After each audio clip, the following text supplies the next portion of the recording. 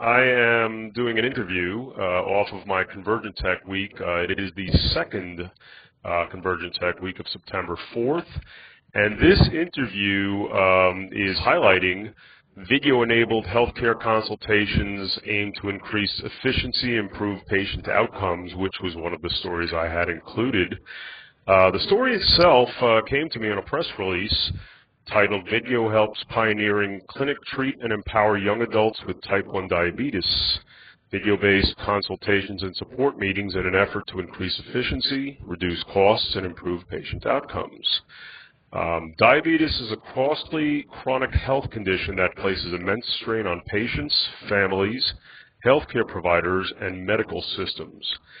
In an effort to mitigate these challenges, the Barbara Davis Center for Diabetes at the University of Colorado Anschutz Medical Campus, together with Children's Hospital Colorado, is piloting a first-of-its-kind clinical program leveraging video conferencing technology from Vidyo to help teens and young adults better adapt to living independently with type 1 diabetes by providing real-time, face-to-face access to their physicians and group interaction with other young adults living with T1D, which is type 1 diabetes. I am here with Mark Noble of Vidyo and Dr. Jennifer Raymond, who is with the University of Colorado Anschutz Medical Campus. Mark, why don't you start, introduce yourself and tell us what you have to do with this. Yeah, thanks a bunch, Corey. So my name is Mark Noble. I'm the Vice President of Telehealth Business Development at Vidyo. And basically my role at Vidyo is to help grow the ecosystem of workflow providers, if you will, for healthcare, because Vidyo believes in putting the communication where and when it's needed so that it becomes a seamless part of the telehealth workflow, so people don't have to relearn how to practice medicine effectively. Okay. And Dr. Raymond, go ahead. Yeah, and I agree. Thank you for asking us to speak about this project. So I'm a pediatric endocrinologist at the Barbara Davis Center, as you mentioned. So I focus on type 1 diabetes, both from a research standpoint and clinical care standpoint. And my real interest, which you spoke to already, is the young adult population that has type 1, and assisting them as they're kind of moving from home and parents helping them manage this very intense chronic disease to managing it independently as they move out of the house and go to school or start work and that type of thing. Mm-hmm. Okay, so why don't we start like this, Dr. Raymond. So what led to your decision to work with Vidyo on this project? Yeah, so great question. So again, my interest has been the young adult population with type 1, and we ask these patients to come for routine clinic visits every 3 months. And we know that the young adult population is not seen as regularly as they should be. They have more complications, both acute and then eventually chronic complications related to their type 1 in this young adult time period. And so I had done various clinic interventions that were beneficial, however, only when the population came to clinic, and this population really struggles to get to medical appointments. And so my interest really became, how can I connect with them respecting the multiple demands that they face and where their interests really lie, which is school or work or other activities. And I wanted something outside of just even the traditional telemedicine model where it goes from one healthcare facility to another, because I still felt that wasn't sufficient to really respect where the adolescent or where the young adults were coming from. So I started looking for home-based access for telemedicine care, and Vidyo fit very well with that. It allowed us to connect to patients from wherever they may be, and we've done visits from work and home and school and the break room in their car, as long as patients had access to the internet from some type of device, be it a laptop or a PC or a computer at the library or their smartphone, we were able to connect. So it just fits very well with what I think was pertinent for the population and what I was trying to do to respect where they were coming from. And Mark, what was Vidyo's reaction when they came to you to partner on this program? Well, obviously we were delighted because this is what we get up in the morning for and come to work ready to do every day, is to empower passionate care providers like Dr. Raymond to deliver care to patients in ways that really make a difference in terms of the outcomes and such. And I think the really remarkable thing about what's happened here is the part of healthcare that's too frequently overlooked, and that's the humanization of healthcare, right? What Dr. Raymond did was, put the technology aside, put the care plan aside and such, and focused on her patients. And what was it that her patients actually needed? What was the problem that they were facing that was preventing them from getting the care that they actually needed? And it boiled down to something far more basic than any of the other components.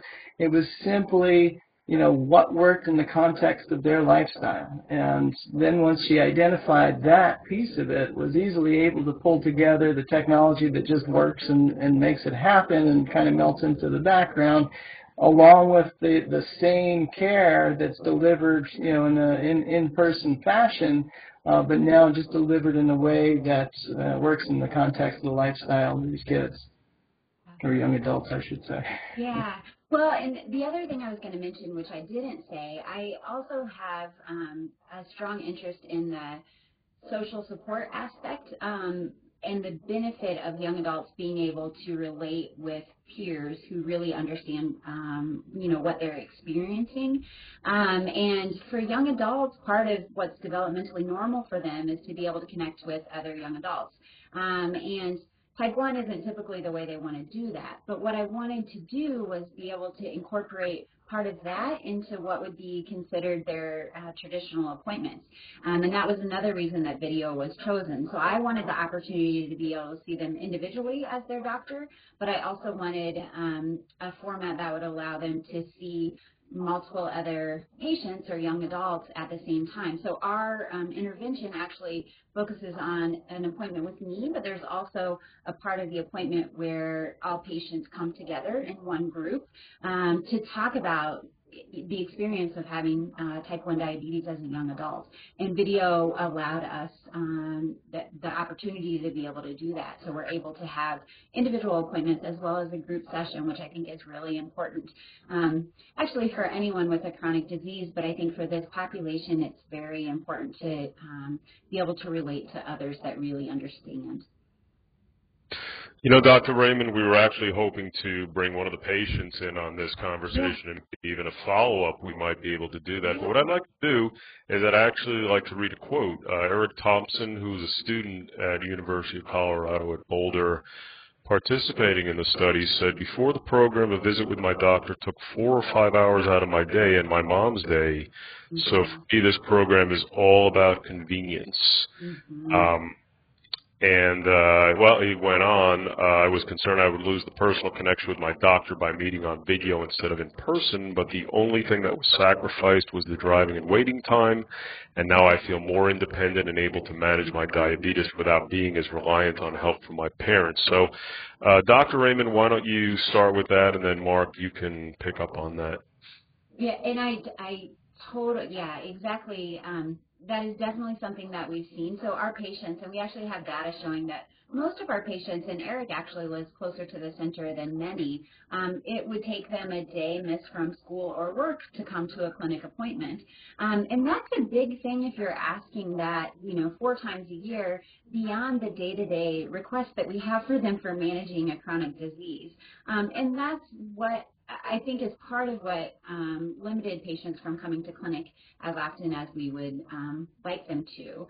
And so this allows them to have the opportunity to connect within their day and really respecting what the demands are during their day. So I have patients that, you know, connect with me from the break room at work, or they step out of a lecture, you know, between classes, and I see them as they're, you know, have a break in their day while on campus, or, you know, traveling between sites during their day, and I've done visits with patients from their car. So I do think the time saved is major, and you can even look at that from a monetary standpoint. Patients are saving, you know, money on gas. They're able to work and not having to take time away from jobs where this population is typically not having paid time off to be able to come, you know, to appointments, as well as then many of them prior to this intervention, we're still having parents transport them back and forth, or we're still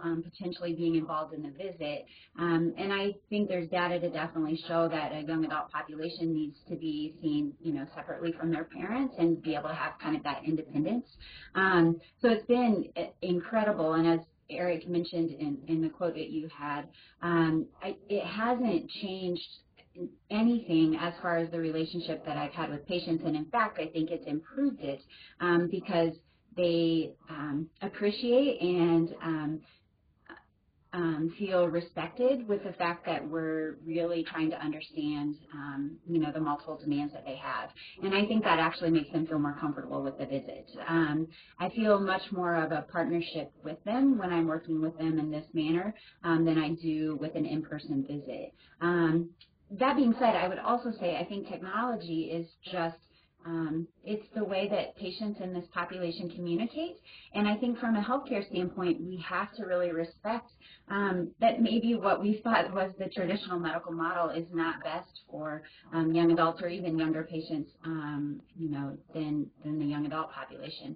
So I think there's also a part of them that just feel very comfortable with the technology that we're using, and that makes the visit even, you know, even better for them on that level also.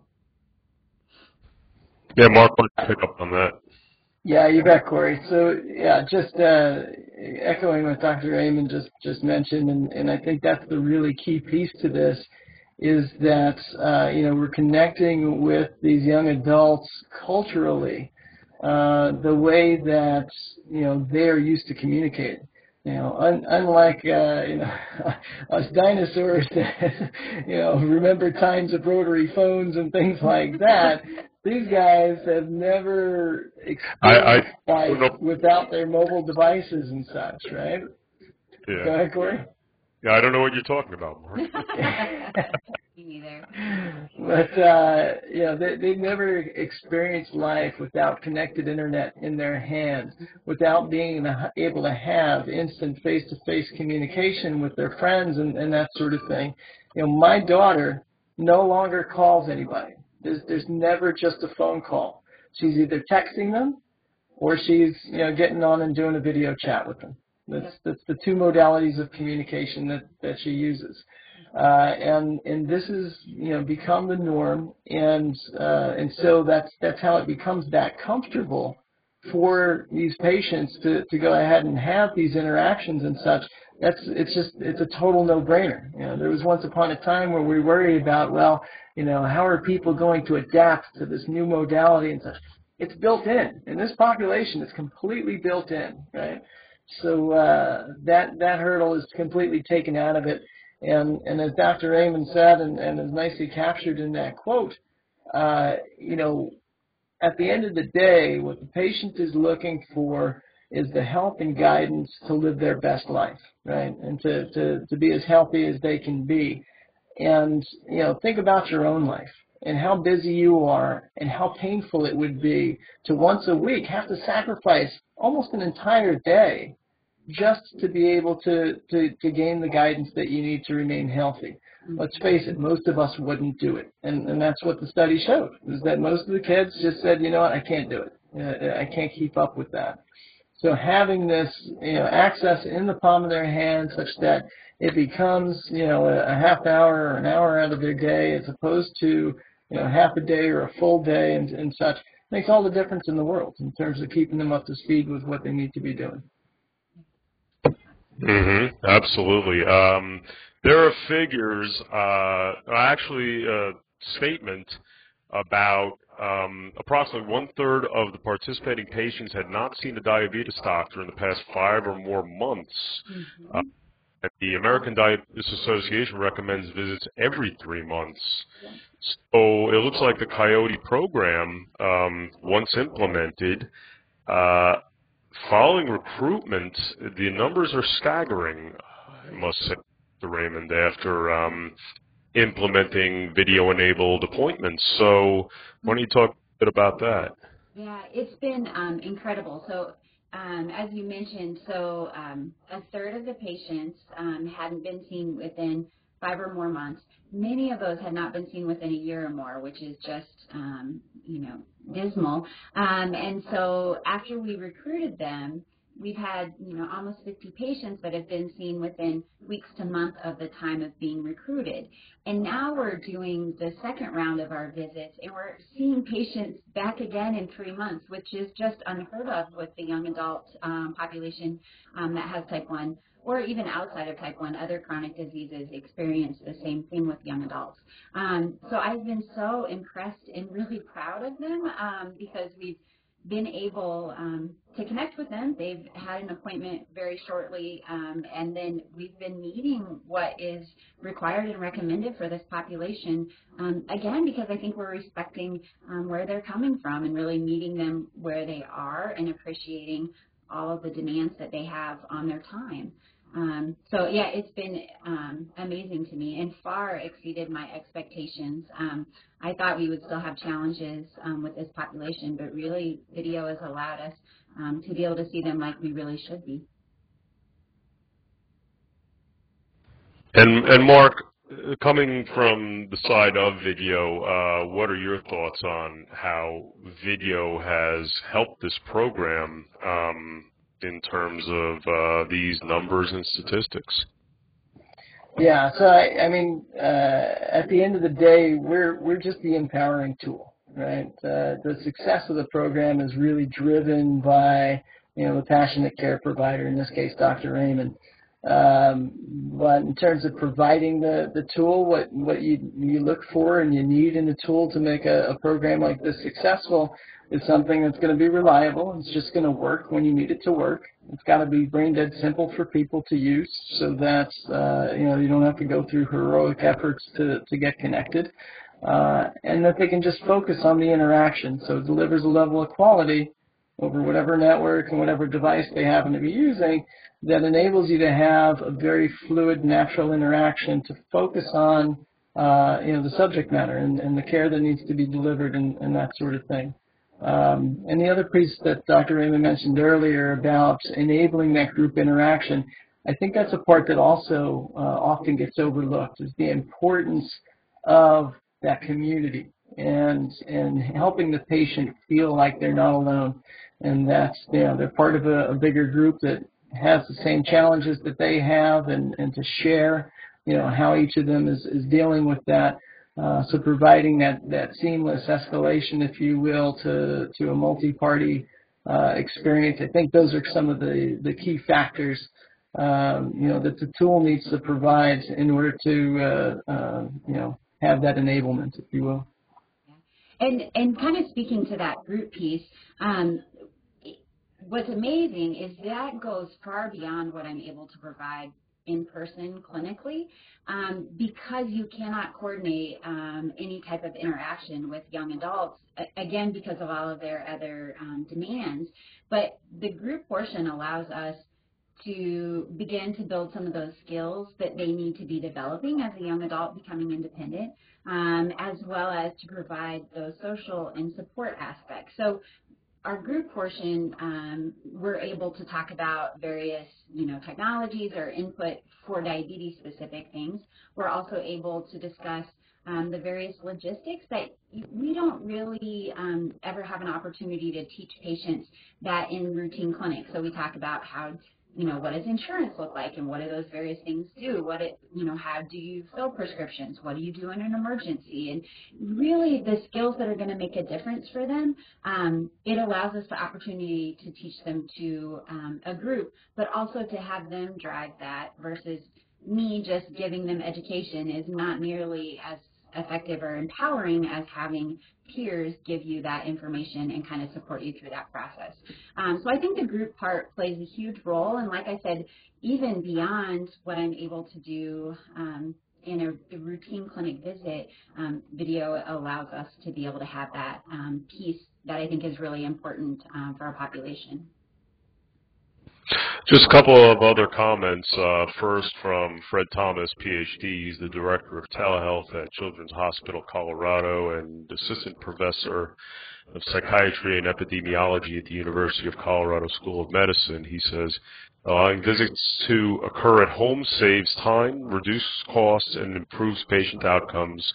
He says, we're hopeful our research will show the multiple benefits of home-based care enabled by telemedicine, a win for patients and payers, which obviously extends even beyond this case for home care. And the other being from Aaron Westman, the CEO of Vidyo, who says Vidyo is optimistic that the research conducted by the Barbara Davis Center and doctors Raymond and Thomas will affirm the benefits of video-enabled healthcare, better patient outcomes, reduced travel time, and overall cost savings, which mirrors, in essence, that statement. So why don't you, Jennifer, discuss what Dr. Thomas had said, and then, Mark, why don't you pick up on what Aaron Westman had said? Yeah, so currently, one of the things that we're hoping to do with this project, we have a cost-effectiveness analysis and piece, because we want to show that insurance companies and other payers should look at home health, actually home telehealth or home telemedicine as being, as giving all of the care that you would want in a routine visit, but also saving cost, which is where payers will, where their interest lies. There certainly is interest in patient outcomes, but also cost. And so we're really looking at the cost savings from not missing school or not missing work, and, on top of gas and time and, that type of thing. With a hope, and actually part of this project has been collaborating with various private and public payers to ask what information and data and that they need to be able to change policy in that manner. So not only is it exciting and great to be able to provide better care and have improved outcomes, but I think or hope we're going to be able to establish a model that can actually be replicated in other chronic diseases or other routine type medical appointments, and then in that also change public policy to really address the fact that this is the right way to provide care, and beyond young adults and beyond type 1 diabetes, but have it be more of a model for other patient populations and other chronic diseases also. Yeah, and just to follow up on that, the having the proof points, if you will, and the good work that Dr. Raymond's done in making that public is so important, because it saves us as the solution provider, if you will, a lot of education that we otherwise have to do in the marketplace to help people understand how by implementing these programs, they really affect three key legs, if you will, of the healthcare industry. And the three legs are the patient outcomes, the cost of care, which is really critical to manage, and then the revenue for the individual care provider. Right? So all three of those are really important aspects that need to be addressed. And most of these programs end up addressing all three of those concerns, and I'll give you some examples. But just yesterday, I was at the American Telemedicine Association mid-year conference down in Washington, D.C. We had a meeting at the Hill with some of the staffers and some of the congressmen and senators who are actively working on some of the telemedicine bills to try to put the legislation in place to make these things easier. And one of the things that we discussed was the need to get more of these studies published and get them public so that people gain a greater awareness of what the value is in practicing medicine in this fashion. right, and the outcomes that it drives. So that's something that we are working with, our customers, which, we have some of the largest integrated delivery networks in the country are powered by video for their telehealth solutions. They're doing great work. We just need to get more visibility onto what that is, not only in the context of other care providers, but also in front of the legislation to let them know that this is really a substantial way to reform healthcare and to make sure that it remains, viable in the U.S. when we've seen, the cost of care exploding, our number of specialists contracting, and basically an impending crisis if something significant is not done to address that. So we believe that we're on the right path to a solution, and we just need to continue to work together as a community to provide that education, to provide the results and the data and such, so that we can drive the right outcomes both in legislature as well as in decisions that people make in terms of a care coordination perspective. Okay, Dr. Raymond, final thoughts in terms of the impact of telehealth, telemedicine, what you have, what you're looking at going forward, as well as just overall thoughts as well. Yeah. So I would say, looking at going forward, my hope is that we'll be continuing with this project over the next 2+ years, and hoping to be able to show that, what we've seen already clinically, we can provide that data showing that, we're seeing patients more regularly. Satisfaction, we already know, is very high, but to continue to show that, and that ease of use with technology, and then really that diabetes outcomes change over time also. So that's kind of, our project view. But the bigger view is that my hope is really we're able to just be able to start that conversation and eventually, be a model for others, while getting other providers and payers and those that make, decisions about our healthcare to really acknowledge that this is the right way to be providing care, or certainly at least an option that needs to be available and needs to be routine. And so I think it goes far beyond just my project, but really my hope is to be able to provide the data as a basis for other projects to kind of build from there, and really change the way that healthcare is currently provided. And Mark, in the industry we talk about unified communications, video conferencing, a lot in generalization, but you are really focused on telehealth, and all conversation on telehealth and telemedicine is very important. Your final thoughts about that, video communication and telemedicine, as well as the humanization factor. Why don't you close with that as well? Yeah, sure, Corey. So, our belief, and I think the reason that we've had so much success, in the healthcare space, has been that, it's not about technology.